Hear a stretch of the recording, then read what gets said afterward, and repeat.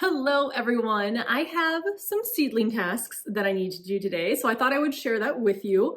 Also, I'm going to go over some of the other things I do that I'm not necessarily doing today, but are important when you are getting your seedlings ready for your garden. So let me show you my setup first, because I actually have to adjust where all of my seeds and grow lights are sitting right now, and then I'll go through all of the other kind of general maintenance tasks that I have to do. So currently I have my baker's rack over here in this corner of the room, and I have most of my seedlings under the grow lights. My zinnias are still sitting in the bathroom, probably for a couple more days.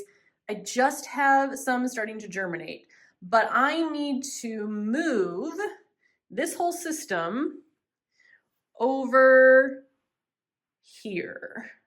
The reason I'm doing this is because there are windows here, and currently I am able to fit all of my seedlings under these lights, but we're kind of at maximum capacity and I need to adjust some. You'll see what I mean when I get everything set up, but I'm moving it over here so I can use a combination of my grow lights and the sunlight that comes through these windows. These face east, so they get sun in the morning, and I've done this the last couple years and it's worked really well. My seedlings haven't been leggy.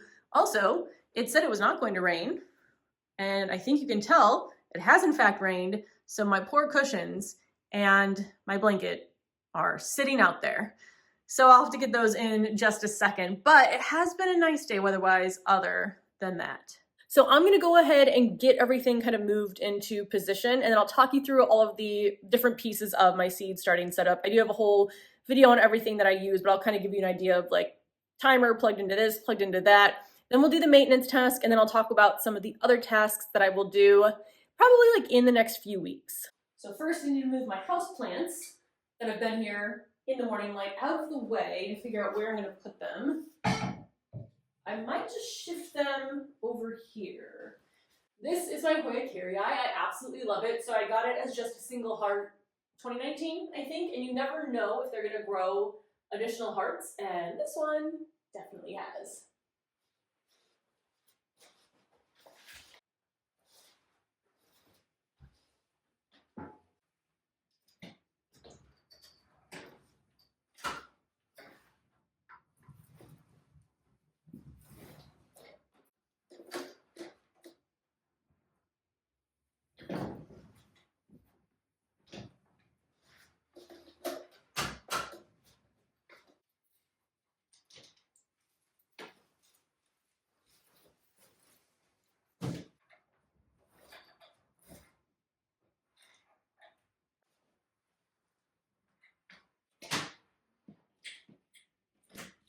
Okay, so the rack is moved over now, and I do have to push it like slightly over to the right when I go out this door. So the center door is the one that I use. That one has to be open for that one to be open, so this one basically stays closed.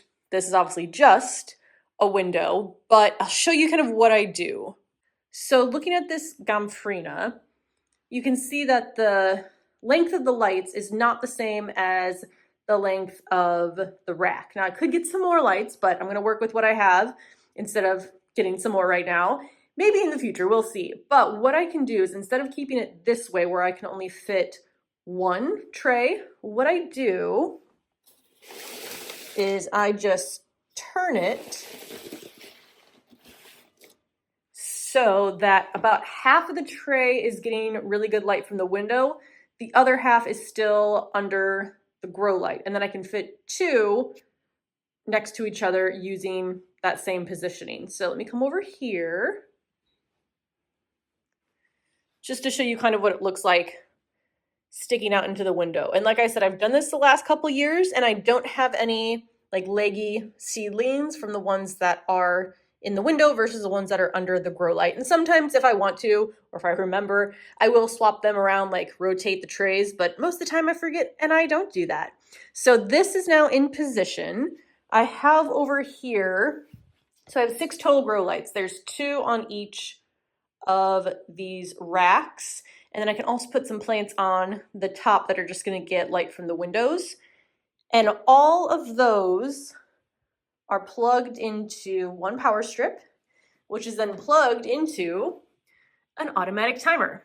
And I do have a fan here that I'll talk about that in just a little bit.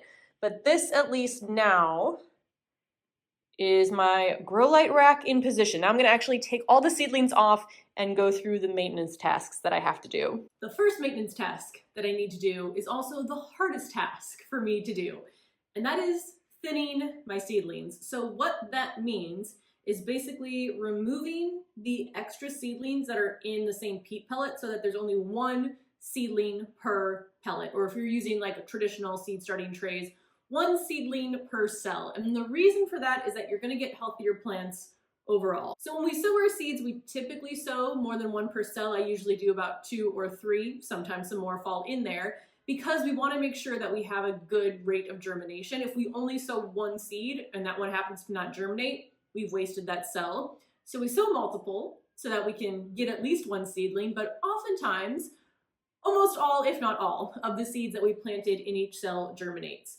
So if we left them all in there, they would start to compete for space and nutrients, and you would end up with 2 or 3 less healthy plants instead of thinning and getting one healthier plant. And the reason why it's so hard is that everything I'm thinning could become a plant, and it's my fault I sowed them, so I'm kind of committing seedling murder. However, there are some things you can do. So first of all, if you want to keep both your seedlings, you can gently separate them from each other and then plant them in separate cells. I don't do that for a few reasons. One, I do find that that's harder to do with these peat pellets than it is to do, again, with like a traditional tray. You still can do it, I just find it's a little bit more difficult.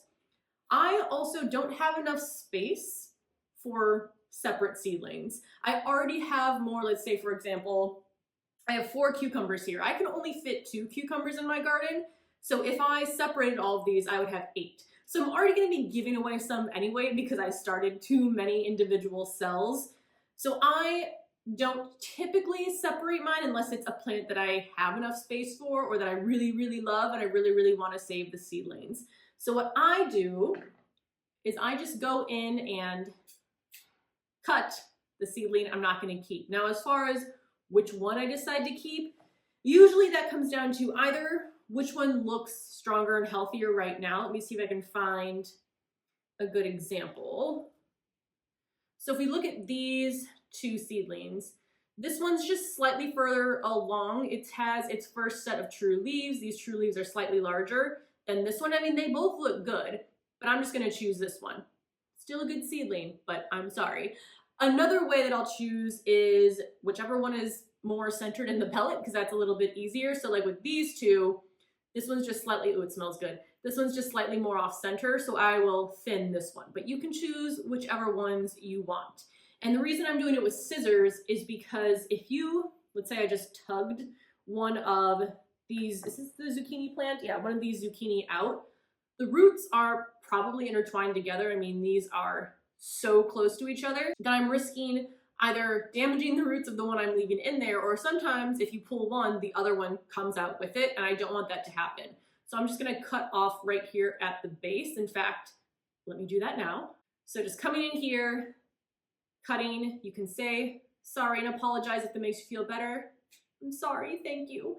So now I have thinned this one, and now this one, and I find that they take off in growth pretty quickly. It's now the only plant in the cell. It's not competing for space anymore. It's not competing for nutrients. So I see them take off pretty quickly after I thin. So we'll put this one back down there, and then I'm gonna grab a bowl to keep all of these in.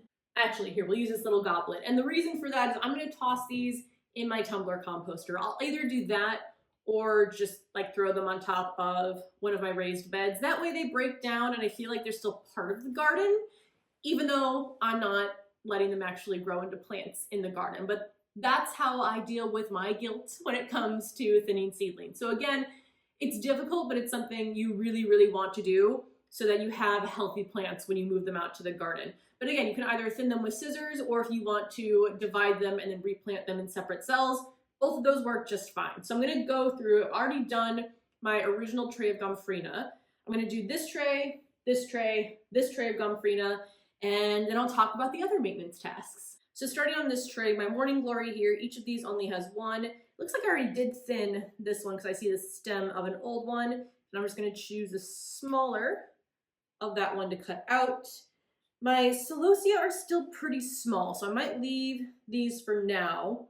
And the status are actually, so I think you can see here. Actually, I'm bringing this up close, but you can see these aren't necessarily as tall, so it's a little bit harder to thin. So I just want to be careful that I'm not like cutting both of them accidentally, especially if some are closer together. So I'm just going to very gently cut this one off. Now, as far as when to do this, I mean, I usually do it, I don't know, I'd say fairly early on, maybe like after 3 or 4 weeks, just because I want them to get plenty of time to grow on their own in the cell.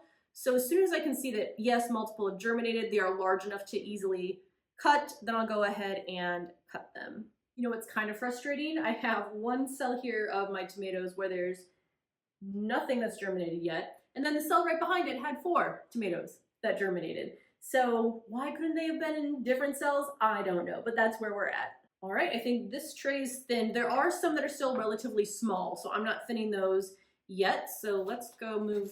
Does this one need watering? No, I think this one's good. So I'm gonna move this back onto the rack. Oh, I do want to mention, I don't know if I was just not being careful, but I cracked the bottom of this tray, the black part, so it would no longer hold water, which is how you water these plants, by pouring it into the tray. So I just took the lid and put it underneath the tray, and then that's been working. So just in case you crack the bottom of your tray, know that that's a solution. All right, this tray, I'm getting a bit nervous because I have more cells than normal of things that haven't germinated. So with my lady, this one has my asters and a couple hollyhocks. So my lady coral aster, which I have the seeds from last year, I've planted 6 cells and only one has one germinating so far. Now, they can take a little bit longer, so I am trying to be patient, but it's making me nervous. Bonita Shell Pink, I planted 6, only 3 have germinated. Let's see, the Tower Chamois. So the 2 that are new that I got for this year, so they're new 2024 seeds, that germination is much better. I have 5 out of 6 versus the seeds that are only 2 years old. So I got them in 2023. My second year with them, so I don't know if maybe China asters, the germination rate over time decreases faster. I don't know, that's just what I've noticed so far. It does seem just interesting that it's the 2 that are 2 years old where the germination is a lot less. So we'll see what happens. I might like toss some more to direct sow, I'm not sure yet, but just something I've noticed. So with my asters here, the ones that are doing well, I'm gonna thin these, and this might be an example where, I mean, I don't have that happening, but let's say if 2 of my lady corals come up in one cell and none of the other cells have germinated, then I will try to separate those and save them both. And you do want to be careful because you sometimes can accidentally snip off both stems. I haven't done that this year, but I've done that plenty of times in prior years. I think this tray is good. I did want to mention, so the hollyhocks I got from other gardeners, so they didn't come with instructions on the seed packet. And when I looked online, it didn't say anything about like scarifying the seeds or soaking them, but then other people mentioned that's what they do. I do have for the champagne hollyhock 2 out of 3 cells that germinated, the black hollyhock 1 out of 2 that have germinated. And again, I'm trying to be patient, but we'll see how it goes. But just letting you know that I probably will soak those or something when I grow them again in future years. So this one also does not need to be watered. So back to the grow light tower it goes. Now I have this one. This again is a Jiffy pellet, but it's different. I still don't like it as much as the other ones. So I'm probably not going to get this one again. But if you only have like a few seeds, maybe smaller is better. I just think the other ones are easier to use. Again, it works fine. I just think the other ones are easier. So this tray of Gomphrena I did not thin. I have plenty of Gomphrena already for my garden. And sometimes too, I'll realize like I think I've thinned everything, and then as I start to grow, I realize that, oh, actually no, I missed that one. So do keep checking on your plants. All right, I think this tray is good. So now let me talk about the next maintenance task, and that is fertilizing your seedlings. Now I don't get any like special seedling fertilizer. The Jiffy pellets, except for I think this one, but like the regular ones that I use, all come with a little pack. In fact, let me grab it and read it. So this is what, again, not this one, but the other ones come with. It's called Super Thrive, it says plant vitamin for seedlings, just mix with the water and moisten the seed starting medium. So when I originally filled up and expanded the pellets, I just dumped this into my pitcher here. And then after that, once my seedlings get their first set of true leaves, so Domfrina's not the best to show this with. Let me grab another plant. So let's look at this cucumber plant. You can see there are 3 leaves on this plant. These 2 on the sides look very different than the one in the middle. And the leaf in the middle is what you traditionally think of as a cucumber plant leaf. Like when it's mature, that's what the leaves look like. So the cotyledon is what are the first leaves that appear. And these are actually like part of the embryo of the seed. So those will appear first, and then the next set of leaves, which again looks more like the traditional leaves on the plant, that's called the true set of leaves. So I will start fertilizing once I see this true set of leaves start to appear. So that's what I'm going to do with my Gomphrena right now because it needs to be watered.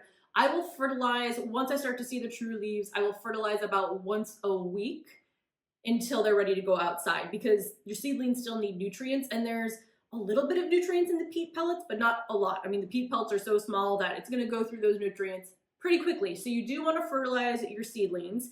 Now, this is also what I use just for my plants. I first got the Fox Farm brand when I started gardening, and since I like it and I haven't had any negative experiences with it, I keep using it. They also have a lot of different liquid fertilizers, and I feel like they're really good at explaining when to use each ones.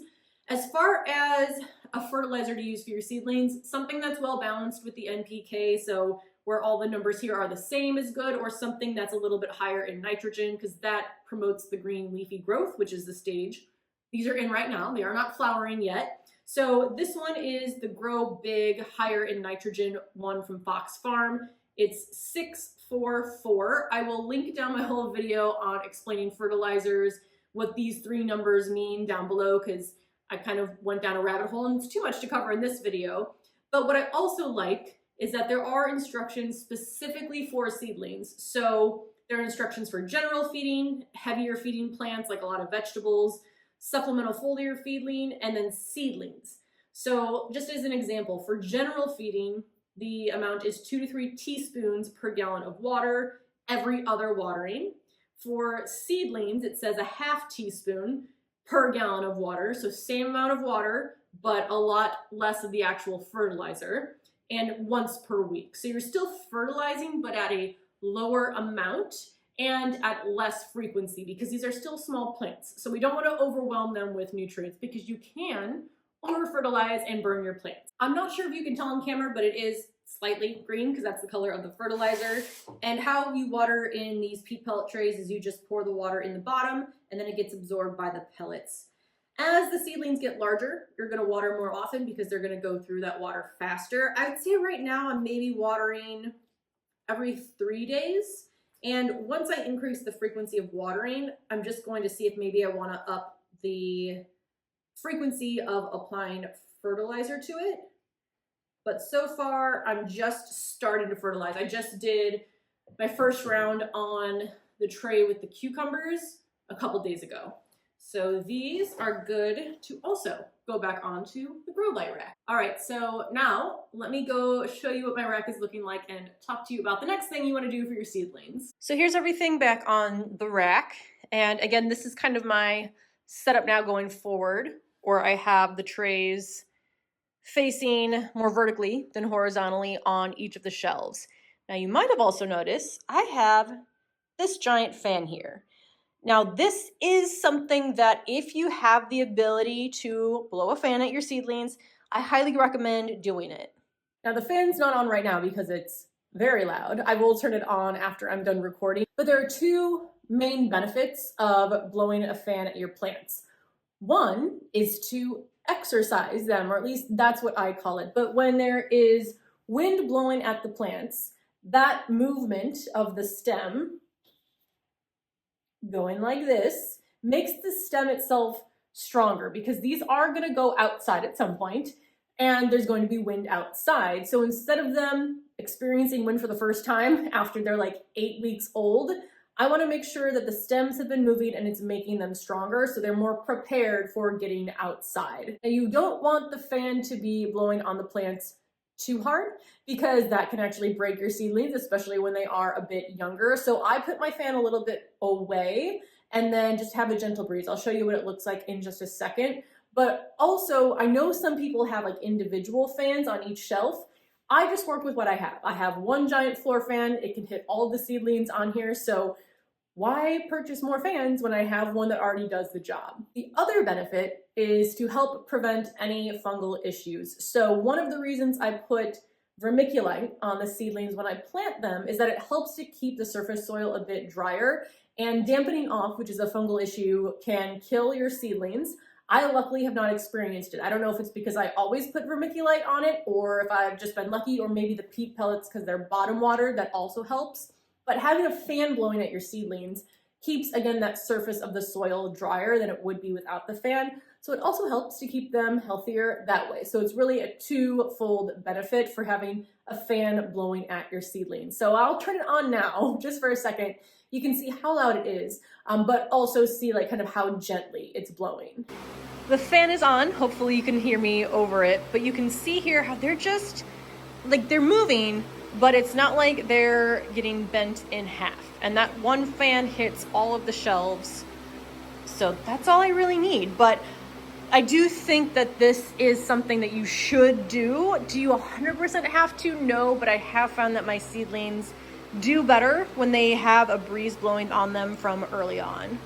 And then the last maintenance task, I actually haven't started. Well, I sort of started a little bit, but that's hardening off your seedlings. So hardening off is basically the process of slowly acclimating them to the outdoor environment, because even if you have a fan blowing, your seedlings have been babied quite a bit indoors. You know, they're underneath grow lights, which aren't as harsh as the sunlight. They have the gentle breeze of the fan that's pretty consistent blowing on them, not huge gusts of wind. So they are not used to the outdoors. So what you want to do is, I usually start this about 2 weeks before I'm planning to move my plants outside. And this is something I would say 100% do, because I have just dropped plants from inside to outside without hardening them off, and they usually die. So you want to get them used to the outdoors. So again, about 2 weeks before I know I'm going to plant them outside permanently, I'll put them outside, and I'm sure there's people that'll recommend a specific amount of time each day, but I'll maybe start with like 30 minutes in a shaded spot in my garden, because I don't want to put them right in the direct sun.